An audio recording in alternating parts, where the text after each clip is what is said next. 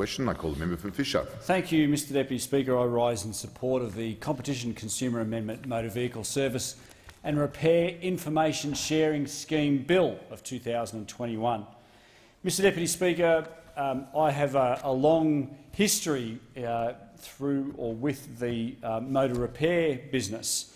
My dad, my dear old dad, my 87-year-old dad, he became a motor mechanic at the age of 14 to his dad, who was also a motor mechanic.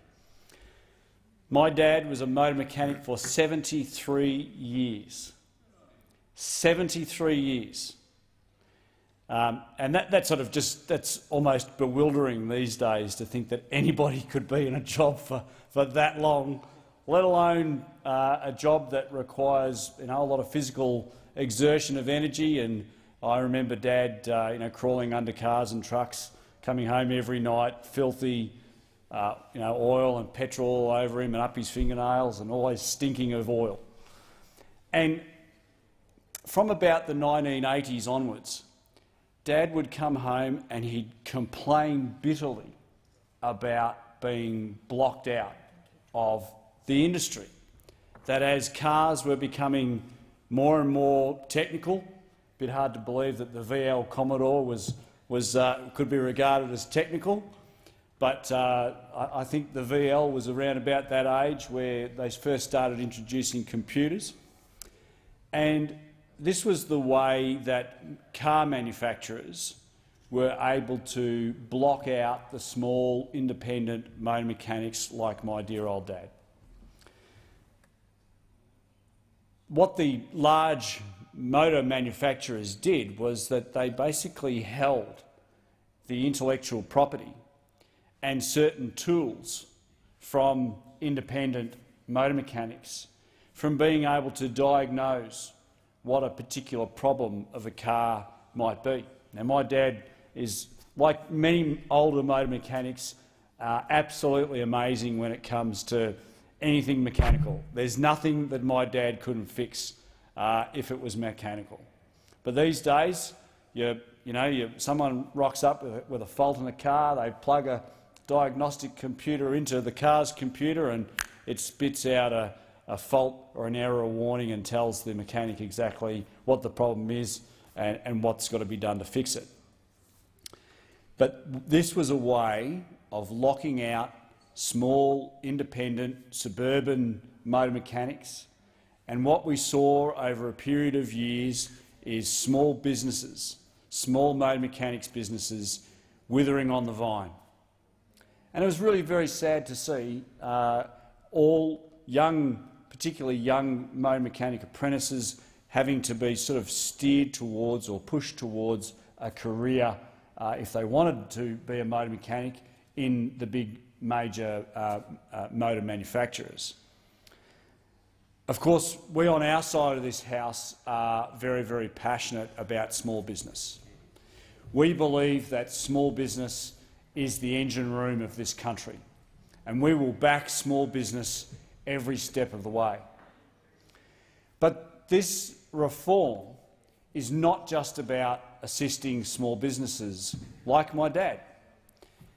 I remember a little while ago, maybe 2 years ago, my wife rang me. I was in Canberra and she said the battery's flat on her car.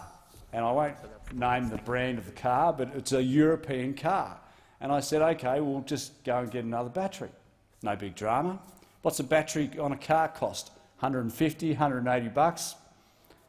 It'll be done like that. $800.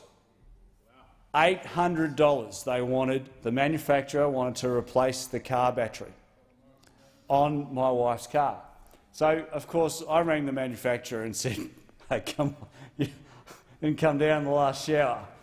You can buy a car battery for $150. Oh, not this car battery, Mr Wallace. This is a special car battery. It's a very special car battery, and, look, this is what the cost is, $800. This reform will drive competition because, going back to my wife's car, you couldn't just put any old battery in this car, and you couldn't just you'd had to not only need a new battery, but then the computer needed to be reset. I got rid of the car.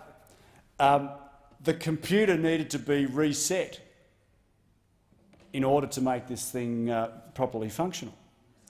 So through absolute gritted teeth, I can tell you, we paid the outrageous sum for this battery, and I sold the car. And never again will I buy that brand of car.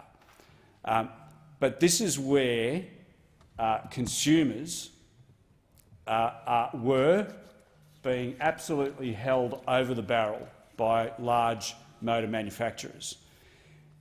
It's only right and proper that people can get their car serviced or repaired at a qualified motor mechanics place of their choosing. This is good common sense, and I know that those opposite are very, very keen to try and take all the credit for this. But let me give those members opposite a bit of a history lesson. I'm not against it at all. Look, as the member for Oxley said, success has many fathers and failure is an orphan. But in June 2016, the then Assistant Treasurer, who I believe was the Assistant Treasurer then was who was it? It was you, was it? It was you, who is now still the Assistant Treasurer, announced a review into information sharing for independent mechanics. And now that was wrapped up into the ACCC's market study. The ACCC's market study was released on the 14th of December 2017 after 18 months of investigation, 130 public submissions, site visits and a stakeholder forum. On the 4th of May 2018, the Assistant Minister to the Treasurer announced that the Australian Automotive Aftermarket Association Conference that the government would design a mandatory scheme for the sharing of technical information with independent repairers.